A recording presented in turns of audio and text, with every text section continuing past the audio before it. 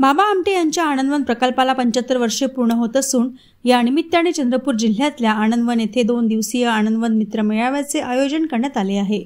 आज आणि उद्या या निमित्ताने अनेक कार्यक्रम, परिसंवाद, चर्चा आयोजित करण्यात आलेली आहे। आज सकाळी वृक्षदिंडीने मुख्य कार्यक्रमाची सुरुवात झाली। या वृक्षदिंडीला ज्येष्ठ समाजसेवक प्रकाश आमटे, विकास आमटे आणि माजी राज्यपाल राम नाईक यांच्यासह राज्यातील अनेक गणमान्य व्यक्ती प्रामुख्याने उपस्थित होते।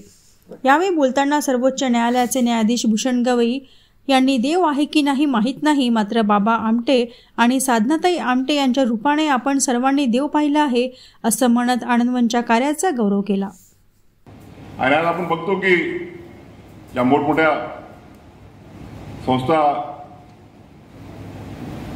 लोकांनी स्थापन केल्या, या देशाच्या अतिशय अशा आदरणीय व्यक्तींनी स्थापन केल्या, त्याची संस्थाने झालेली आहेत, त्याचं कमर्शियल एक्सप्लॉयटेशन होत आहे। एवढंच नव्हे तर त्या संस्थांमध्ये एवढ्या मारामाऱ्या चालू आहेत आणि त्या पार्श्वभूमीवरती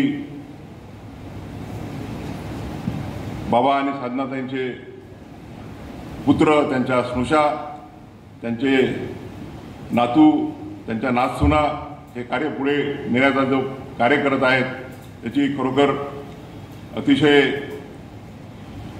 आपण सर्वांनी प्रशंसा केली पाहिजे।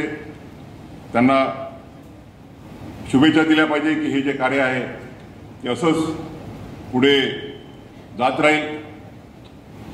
संत तुकारामांचा अभंग आहे की जेका रंजले गांजले त्यासी म्हणे जो आपुले, तोची साधू ओळखावा तेथे देवची जाणावा। खऱ्या अर्थानं जर देव असेल तर तो बाबासाहेब आमटे आणि साधनाताईंच्या रूपात आपण बघितलेला आहे। खरा देव आहे की नाही ते आपल्याला माहीत नाही, परंतु खरोखर साधनाताईंना आणि बाबा आमटेंना देवत्व प्राप्त झालेलं आहे। स्वामी विवेकानंदांनी म्हटलेलं आहे की this life is short, the vanities of the world are transient, but they alone live who lives for others, the rest are more dead than alive.